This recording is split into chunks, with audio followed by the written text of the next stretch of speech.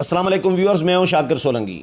Viewers, آج کے programme میں کھٹی صاحب کے ساتھ ہم بات کریں گے کہ اسٹیبلشمنٹ نیوٹرل کیسے ہو گئی ہے۔ کیا پی ڈی ایم کے ساتھ کوئی ڈیل ہوئی ہے یا پی ڈی ایم کو قیادت کو یقین دہانی کرائی ہے؟ پی ڈی ایم بڑی پراعتماد نظر آ رہی ہے، کون کیا کردار ادا کر رہا ہے؟ مولانا بھی بڑے پراعتماد نظر آ رہے ہیں اسٹیبلشمنٹ کے حوالے سے، کردار کے حوالے سے کہ وہ نیوٹرل ہو گئی ہے۔ گیلانی بھی کہہ رہے ہیں نیوٹرل ہو گئی ہے، ہم پہلے تجزیے بھی کرتے رہے ہیں، لیکن نیوٹرل کیسے ہو گئی؟ کیا پرماننٹ یہ کام چلتا رہے گا یا یہ عارضی ہے یا ڈیلی بیسز والا کام ہے کہ ڈیلی بیسز پر جو مداخلت ہوتی تھی وہ بند کی ہے؟ یہ کھٹی صاحب نے ایک جملہ آج کہا تھا کسی دوست کے حوالے سے۔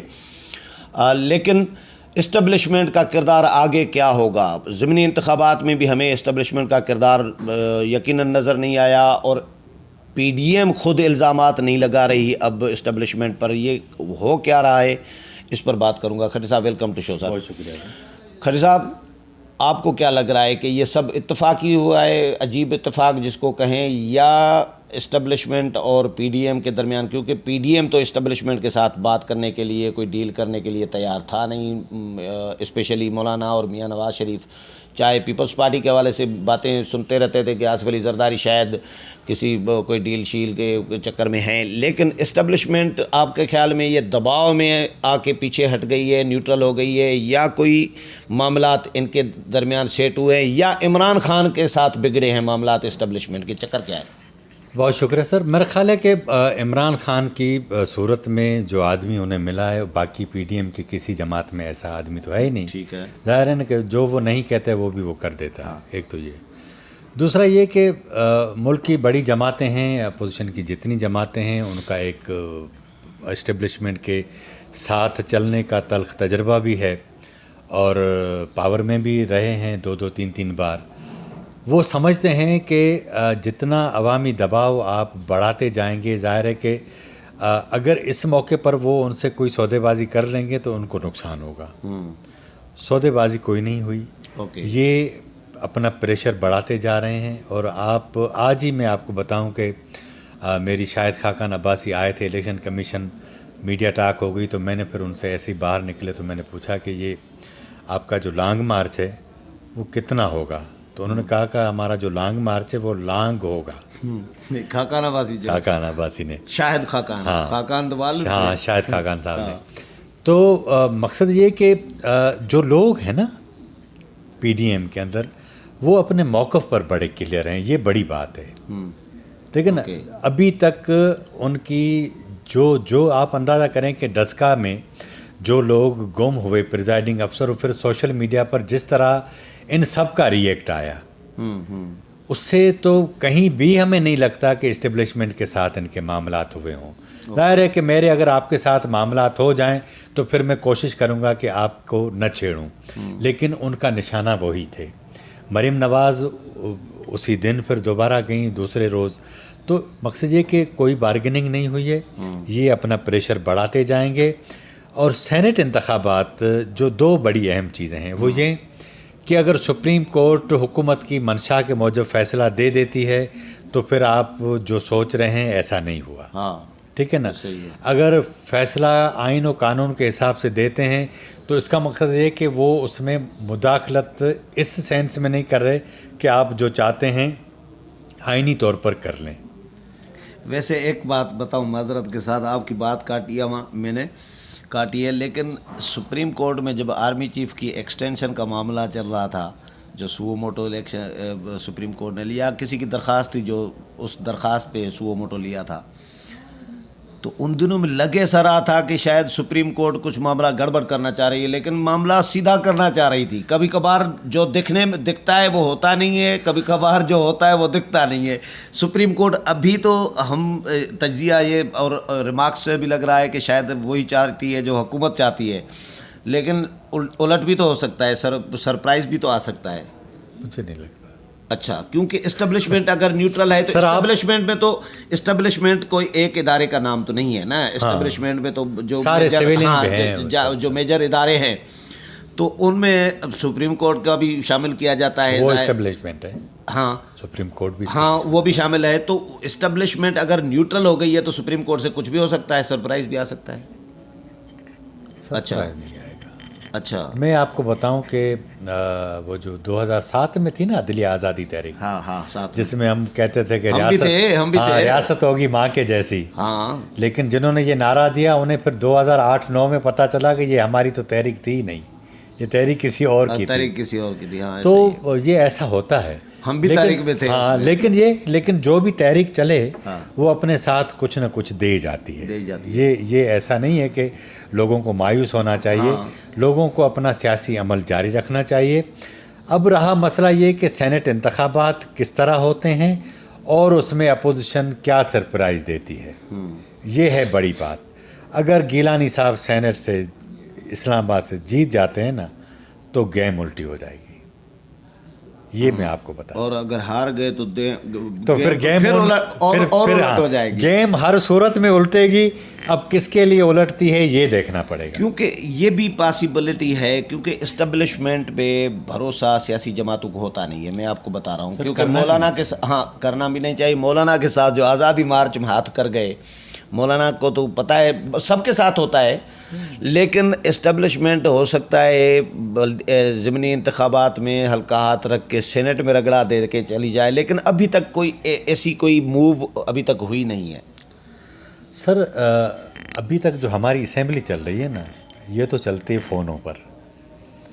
फ़ोनों अब पर? आप पूछेंगे फिर ये क्या है। हाँ फ़ोनों पर मतलब मगर ये कि हुकूमत के जो लोग, मैं समझ रहा होता हूँ, लेकिन मैंने अपना आगे भी लोगों को भी थोड़ा सा क्लियर करना है कि लोगों को जो नहीं आते थे ना बजट इजलास में, उनको फ़ोन करके कहा जाता था कि आप फलां दिन क्यों नहीं थे। अच्छा ठीक है ना। हाँ, ज़ाहिर है कि कहाँ से फ़ोन आते थे, तो अब भी ऐसा ही होगा। लेकिन अब अगर फ़ोन नहीं आते हाँ तो फिर समझा जाना चाहिए कि भाई लोग थोड़ा पीछे हट गए। लेकिन इमरान खान की परेशानी में से तो ऐसा भी इमरान खान को कोई परेशानी नहीं है, वो तो उसका काम तो उस फ़कीर जैसा है ना कि उसका बादशाह, एक रियासत का बादशाह मर रहा था तो उसने वसीयत की कि भाई मेरी औलाद वगैरह तो कोई है नहीं, मैं ऐसे ही छड़ा छांड हूँ। तो इस रियासत की जो फसीलें थी, इसके अंदर सुबह को फजर के वक्त जो पहला आदमी दाखिल हो उसको आप बादशाह बना दें। अब बादशाह मर गया, बादशाह के मरने के बाद वो जो पहला आदमी दाखिल हुआ वो था फ़कीर भिखारी। उसको कहा कि आप बादशाह बन गए, चलें बैठें। वो बैठा तख्त पर, उसको कहा अब क्या हुक्म। उसने कहा हलवे की देगें पकाओ। हलवे की देगें पक गई, क्या करें, बांटो, लोगों को खिलाओ। ये आर्डर चलते रहे। साथ वाली बादशाह थी, उस बादशाह को पता चला कि वो तो फ़कीर को बना दिया। उन्होंने कहा फ़ौजें तैयार करो, हमला करो। बादशाह को आकर बताया कि भाई आप तो कह रहे हैं हलवे की देगें तैयार करो, वो तो आ गए अंदर। ये किस्सा चलते चलते आखिर में उसको कहा कि अब तो वो अंदर महल में दाखिल हो गए। उसने कहा हलवे की देगें पकाओ, पका दी। जब वो अंदर आ गए तो उसने क्या किया, अपना जो कपड़ा रखा कंधे पे, उसने कहा भाई हम तो जा रहे हैं। तो ये साहब ऐसे ही है, इनके आने और जाने से इनको कोई फ़र्क नहीं पड़ेगा। अच्छा 2.5 सालों के अंदर मुझे ये बताएं कि सियासी क़ुव्वतों को जिस तरह इन्होंने दीवार से लगाया, कोई मीसा के मईशत नहीं हुआ, और उसके नतीजे में इन्होंने ऑफरें की थी अपोजिशन ने, की थी ना, सबने की थी। बिल्कुल ऐसा ही। उसका नतीजा ये हुआ। मुझे बताएं कि चोर डाकू थे ना भाई, ठीक 2.5 साल के अंदर आप किसको सज़ा दे सके? हाँ ये भी नहीं हुआ कि आप अपने लोगों को, अपने वोटरों को बता सकें। मुल्क का तिया पांचा कर दिया। तिया पांचा, महंगाई कितनी बढ़ाई, मेडिसिन, लाखों लोग बेरोजगार, लाखों लोग बेरोजगार हो गए हैं। जो कुव्वत ख़रीद है वो ख़त्म हो चुकी है, महंगाई में इजाफा हो चुका है, बेयकीनी बढ़ चुकी है। ये तो टॉप क्लास के झूठे हैं। तो मकसद कहने का ये कि मैं तो वही कह रहा हूँ ना कि उनको तो कपड़ा रखना है कंधे पे, चले जाना है, तो भरोसा करना है। ये तो उनको क्या फर्क पड़ेगा? जितनी भी इन्होंने बातें की वो सब उलट हुई है, जाहिर है। और बड़ी ढिठाई के साथ रोज 3-3, 4-4 आके प्रेस कॉन्फ्रेंसेस कर रहे हैं। गोयबल्स कहता था कि झूठ इतना टिका के और पैर बांध के बोलो कि सुनने वाले को सच लगने लगे। हाँ। तो ये असल में झूठ को मतलब इतना रिपीट करो कि वो सच लगने लगे लोगों को। अब आप देखिए ना, आम आदमी जो सड़क पर बैठा है उसके साथ क्या? आज खबर दूं एक आपके, मतलब जो मुझे आज एक सीनियर जर्नलिस्ट ने बताई है, ये आप अपने तौर पर भी चेक करें, मैं भी चेक करूंगा, लेकिन आपको क्लू दे रहा हूं कि मुझे किसी दोस्त ने, सीनियर सहाफ़ी ने कहा कि इमरान खान से इस्टेब्लिशमेंट नाराज़ है میں نے کہا کس بات پہ؟ تو انہوں نے کہا کہ عمران خان نے کچھ باتیں ایسے کی ہیں کہ میں اس کو بھی ہٹا دوں گا، اس کو بھی ہٹا دوں گا، تو یہ تو کروں گا، وہ کروں گا، اس طرح کی باتیں کی ہیں، وہ ان کے پاس پہنچی ہیں، جس کی وجہ سے عمران اور ان کے درمیان گیپ پیدا ہوا ہے، خلا ایک پیدا ہوا ہے. تو یہ بھی پاسبلٹی نہیں، تو ہے. میرے خیال ایسا نہیں ہے. اچھا، نہیں، اسٹیبلشمنٹ بس یار پی ڈی ایم کے دباؤ میں پیچھے ہٹی ہے. وہ نکاح ہے، اس کو تو جو چاہے جی ناز نخرے والا بچہ ہے بولتا رہے، اس سے کیا فرق پڑتا ہے؟ اچھا کیا فرق نہیں تو یہ پی ڈی ایم کے دباؤ اور پریشر اور جو بدنامی. یار D G I S P R کی جو آخری جو اپیل تھی، درخواست تھی اپوزیشن جماعتوں کو کہ ہمیں نہ گھسیٹا جائے، پاک فوج کو نہ گھسیٹا جائے سیاست میں، اور اگر کہ رابطوں کے ہمارے کسی کے پاس ثبوت ہیں، وہ جو مظفر آباد جلسے میں مریم نے کہا تھا کہ رابطے شابطے ٹیلی فون کیے جا رہے ہیں ہمارے ممبران کو کہ عمران خان کی مدد کرو، تو اس میں بھی ایک معصومانہ ایک درخواست مجھے فیل ہو رہی تھی. اس کے بعد پھر سنیں، اس کے بعد پھر جب ایگریسو انہوں نے تقریریں کی مولانا، اور انہوں نے کہ اگر آپ کا نام نہ لیں، جو آپ کہہ رہے ہو کہ ہماری سیاست میں مداخلت نہیں ہے، تو پھر وہ نظر کیوں نہیں آ رہی سر جو بول رہے ہوتے ہو؟ مریم اس کے بعد معاملات چینج ہوئے. نہیں، مریم بی بی کے پاس، مولانا کے پاس، میاں صاحب کے پاس گنوانے کے لیے کچھ بھی نہیں ہے. ٹھیک ہے نا، ان لوگوں نے ان کو پورے سسٹم سے باہر کر دیا ہے. اب جب آپ سسٹم سے باہر کر دیں گے، مجھے بتائیں، گھر سے بچہ اگر ضد کر کے کرتا ہے اور کوئی سر پھرا جو پیرنٹ ہو اس کو مارتا ہے، گھر سے باہر نکال دیتا ہے، تو وہ تو دروازہ نہیں توڑے گا تو کیا کرے گا؟ یہی ہے نا. تو ایشو یہ ہے کہ یہ جو کہتے ہیں کہ سیاست میں نہ گھسیٹا جائے، بھائی وہ سیاست کے اندر تو بیٹھے ہیں، گھسیٹ کون رہا ہے؟ ظاہر ہے وہ خود تو یہاں ظاہر ہے سیاستدانوں کو آپ بلا رہے ہیں تو گھسیٹ رہے ہیں سیاستدان. ہاں، یہ تو بلا رہے ہیں، یہ ایسی باتیں ہیں. لیکن عوامی قوتیں اپنا پریشر جتنا بڑھاتی جائیں گی نا، عوام کا اسپیس بڑھے گا، اور جو عوام کے خلاف قوتیں ہیں ان کا اسپیس اگر تو اسٹیبلشمنٹ واقعی نیوٹرل ہو جاتی ہے. نہیں ہوگی. اچھا، پیچھے ہٹنا دوسری بات ہے، نیوٹرل ہونا دوسری. اوکے، پیچھے اگر ہٹ جاتی ہے تو بھی یہ کامیابی ہے. یہ ہمارے پاس ہوتا ہے نا کہ عارضی طور پر ہے یہ. ہاں ظاہر ہے. وہ اس لیے کہ میں یہ کہہ رہا ہوں کہ یہ ساری جو جماعتیں پی ڈی ایم کی، ان کو کم از کم 2 سے 3 ٹینیور ان کو، یہ پی ڈی ایم کو انتخابی اطاعت میں تبدیل کرنا پڑے گا. چھوٹی چھوٹی باتیں درگزر کرنا پڑے گی. ملک کا پورا آئین کا سسٹم، آئین ہے، اس کو ریفارم کرنا پڑے گا. انتخابی اصلاحات کرنی پڑیں گی. اس کے بغیر یار یہ بھی تو سیدھے نہیں ہے نا. آخری بات کروں کہ وہ جو مثال دے دوں آپ کو، ابھی تازہ جو انہوں نے کمٹمنٹ کی تھی کہ سینٹ کے الیکشن بھی پی ڈی ایم کے پلیٹ فارم سے لڑنے ہیں، اور ضمنی الیکشن بھی پی ڈی ایم کے پلیٹ فارم سے لڑنے ہیں.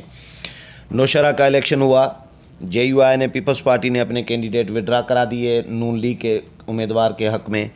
کرم کا جو ہے الیکشن ہوا، وہاں پہ پیپلز پارٹی نے جے یو آئی کے حق میں کینڈیڈیٹ وڈرا کیا، لیکن نوشہرہ میں اے این پی نے اپنا کینڈیڈیٹ وڈرا نہیں کیا. اب اے این پی کے حوالے سے ریزرویشن پائے جا رہے ہیں پی ڈی ایم کے اندر کہ بھائی یہ کیا کیا اے این پی نے. اب یہ بھی تو سیدھے نہیں ہو رہے ہیں. میں وہی کہہ رہا ہوں. دیکھیں نا سر، ایشو یہ ہے، کوئی لبرل جماعتیں ہیں، کوئی مذہبی جماعتیں ہیں، کوئی مرکز کی جماعتیں، اپنی ترجیحات ہیں، سب کی اپنی اپنی ہیں یہ. لیکن ان کو ساتھ لے کر چلنا ایک بڑے عرصے تک، یہ بھی بڑا چیلنج ہوگا. ہاں یہ بھی ہے، صحیح بات. تو یہ مل ملا کے چلنا پڑے گا. لیکن ان سب کا ٹارگیٹ ہے کہ اس لیے لگتا ہے کہ یہ چل جائے، میرا خیال ہو سکتا ہے. چلیں، بہت شکریہ کھٹی صاحب. ویورز، کھٹی صاحب کی رائے آپ نے سنی، امید ہے پروگرام پسند آیا ہوگا. اگلے پروگرام میں پھر ملاقات ہوگی، تب تک اجازت چاہتا ہوں. اللہ حافظ.